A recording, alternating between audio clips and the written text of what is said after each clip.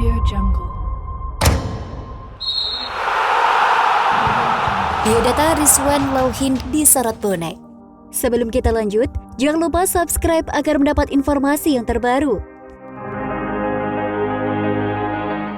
Rizwan Lauhin, ya salah satunya bahkan jadi sorotan fan Persebaya Surabaya atau bonek. Nama Rizwan Lauhin menjadi perbincangan di kalangan pendukung Persebaya Surabaya karena ia resmi dikontrak. Nama Rizwan Lauhin kini menjadi perbincangan di kalangan pendukung Persebaya Surabaya. Mendapatkan kesempatan trial pada Piala Presiden 2022, pemain berusia 22 tahun tersebut tampil kokoh saat dipercaya membela Persebaya Surabaya melawan Bali United. Penampilan apik itu pun membuat status Rizwan Lauhin kini resmi dikontrak untuk mengarungi Liga 1 bersama Persebaya. Seperti apa profil dan biodata Rizwan Lauhin? Rizwan Lauhin adalah pemain sepak bola asal Halmahera Selatan, Maluku Utara. Pemain yang kini berusia 22 tahun itu merupakan putra dari pasangan Hadis Lauhin dan Nurlelahi Amir. Rizwan Lauhin mengalami perjalanan panjang hingga akhirnya mampu tembus ke klub level liga teratas di Liga Indonesia. Pemain asal Halmahera Selatan itu mulanya bermain di Liga Tarkam, kemudian naik level ke Porprov. Memimpin kota Ternate di ajang Porprov dan menjadi jawara. Rizwan Lauhin kemudian membela Parsiter Ternate yang bermain di Liga 3 selama 2 musim. Lepas dari Ternate, Rizwan berambisi untuk bisa bermain di luar Maluku Utara. Ia kemudian direkrut Cilegon United, sekarang menjadi Rans Nusantara FC yang dulunya bermain di Liga 2. Rezeki tak kemana, Rizwan Lauhin pun berhasil tembus ke level Liga 1 dan akan memperkuat tim syarat akan sejarah yaitu Persebaya Surabaya. Di balik suksesnya Rizwan yang mendapatkan kontrak profesional, ternyata ada kisah di balik perjuangannya. Ia hanya bermodal Rp500.000 untuk bisa bertahan di Surabaya untuk mengikuti trial.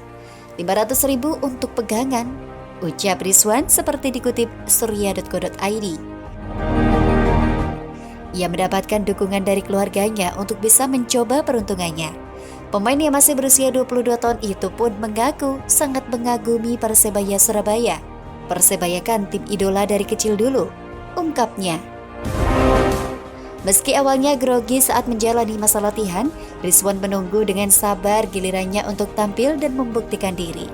Pemain asal Maluku Utara itu awalnya tak tampil di 2 laga pertama Persebaya yaitu melawan Bayangkara FC dan Persib Bandung. Namun, kesempatan itu akhirnya datang di pertandingan ketiga saat melawan Bali United. Ia diberitahu Coach Mustaqim bahwa dirinya akan tampil untuk Persebaya. Rizwan, hari ini kamu tampil, kasih yang terbaik, ucap Rizwan Lauhin sembari menirukan omongan Coach Mustaqim. Ia pun meyakinkan coachnya untuk percayakan padanya. Coach percaya saya, percaya sama saya saja, ucapnya. Meski mengakhiri laga dengan kekalahan 1-0, tetapi penampilan kokoh dari Rizwan Lauhin mendapatkan apresiasi besar. Ia pun diganjar dengan kontrak untuk membela Persebaya musim depan. Setelah dikontrak oleh tim idolanya sejak kecil, Rizwan mengaku punya ambisi tersendiri. Ambisi tersebut tak lain untuk bisa terus berkembang sebagai pemain dan bisa pensiun sebagai legenda bajul ijo. Insya Allah pasti siap, saya besar di sini dan pensiun di sini, ungkapnya.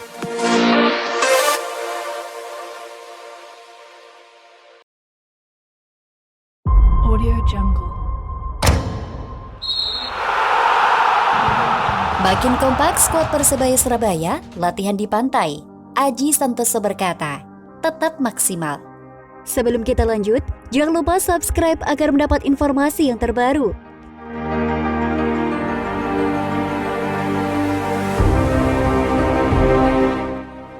Skuad Persebaya Surabaya terlihat makin kompak saat jalani pemusatan latihan hari kedua.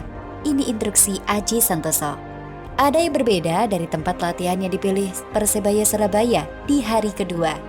Alwi selama CS tak berlatih di lapangan, tetapi berlatih di Pantai Cemoro Sewu, Yogyakarta pada Sabtu 25 Juni 2022 kemarin. Dilansir dari surya.co.id dari YouTube Persebaya Surabaya, Aji Santoso memilih pantai agar pemainnya bisa berlatih sambil rekreasi. Kita latihan sambil sedikit rekreasi di ruang terbuka, hawanya agak enak.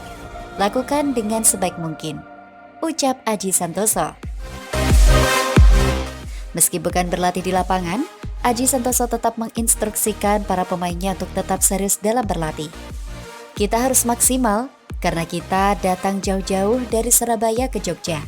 Kalau tidak mau maksimal, tidak berguna, makanya lakukan yang terbaik. Seperti pada sesi sebelumnya, Aji kembali mengingatkan bahwa ia tak mau pemainnya banyak mengeluh, terutama karena porsi latihan yang akan diberikan. Gak usah mengeluh, lakukan saja, ucapnya. Terlihat para pemain Persebaya Surabaya berlatih di atas pasir pantai, berlari dan mengasah fisiknya. Setelah berlatih, nampak kekompakan para pemain Persebaya Surabaya mulai terlihat. Para pemain sambil bercanda menjeburkan satu persatu rekannya ke pantai. Pemusatan latihan yang dilakukan oleh Persebaya Surabaya ini pun terlihat mendapatkan dukungan penuh dari elemen supporter, yaitu bonek dan bonita.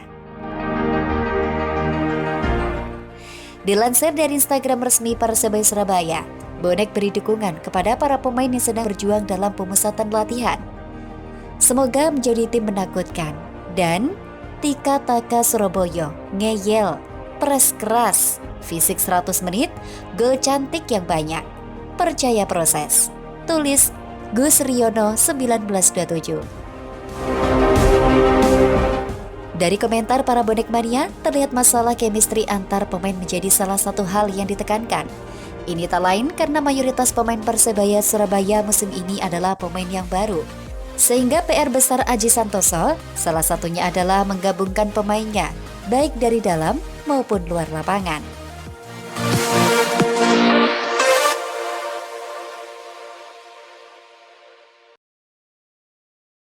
Audio Jungle. Kisah perjuangan striker anyar Persebaya Surabaya, Julian Mancini, jual mas kawin demi bela bajul ijo. Sebelum kita lanjut, jangan lupa subscribe agar mendapat informasi yang terbaru.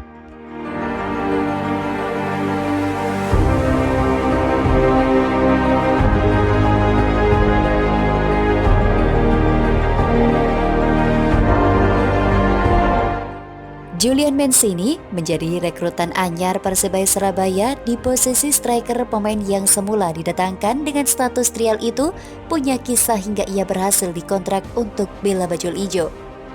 Striker berusia 24 tahun itu awalnya mengetahui informasi trial di Persebaya Surabaya dari sang kakak, yaitu Manda Singi. Mendadak dapat kabar dari kakak ada seleksi di Persebaya, ucap Julian Mancini seperti dikutip dari surya.co.id. Untuk diketahui, Manda yang merupakan kakak Julian Mancini adalah seorang pesepak bola yang saat ini aktif sebagai pemain PSS Sleman. Mendengar nama besar Persebaya Surabaya, membuat Julian Mancini tak banyak berpikir untuk bisa ikut seleksi. Bahkan, ia yang berstatus sebagai pengantin baru pun langsung berangkat ke Persebaya dengan modal nekat.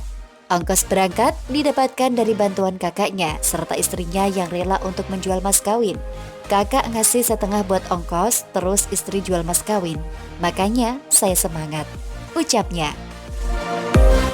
Kemauan istrinya untuk mengorbankan mas kawin pun mengaku membuat Julian Mancini semangat dalam menjalani masa trial di Persebaya.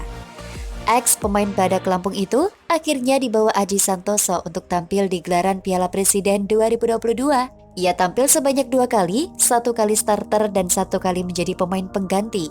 Meski tidak mencetak gol, namun penampilan Julian Mancini sudah cukup untuk meyakinkan Aji Santoso untuk mempertahankannya sebagai pemain Persebaya Surabaya, setidaknya untuk Liga 1 musim depan. Mancini pun mengaku gembira mendapatkan kontrak bersama Persebaya.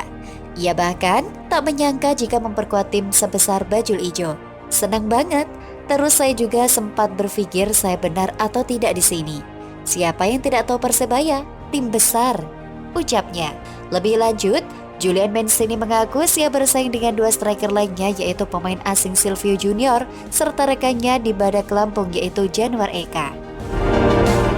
Julian D. Mancini atau Julian Mancini lahir di Bandar Lampung pada 17 Juli 1997 dan merupakan anak kedua dari 3 bersaudara dari pasangan Majid dan Farida.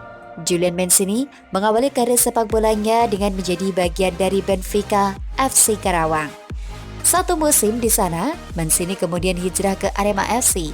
Berkesempatan membela klub ternama seperti Arema FC, Mancini mengaku sangat bangga sebab selain Persipura Jayapura, Arema menjadi tim jagoan Mancini sedari kecil. Selepas Lampung Sakti Liga 3, Mancini segera tanda tangan kontrak dengan tim Timor Leste. Setelah 1 musim di sana, anak kedua dari 3 bersaudara ini kembali ke tanah air dan bergabung dengan klub sepak bola Medan Karo United FC. Sebelum teken kontrak dengan tim, Mancini sebenarnya ditawari untuk bergabung di tim Malaysia dan Cimahi. Namun, karena rasa cinta pada tanah kelahiran dan permintaan dari sang kekasih, Mancini akhirnya memutuskan menerima tawaran BLFC.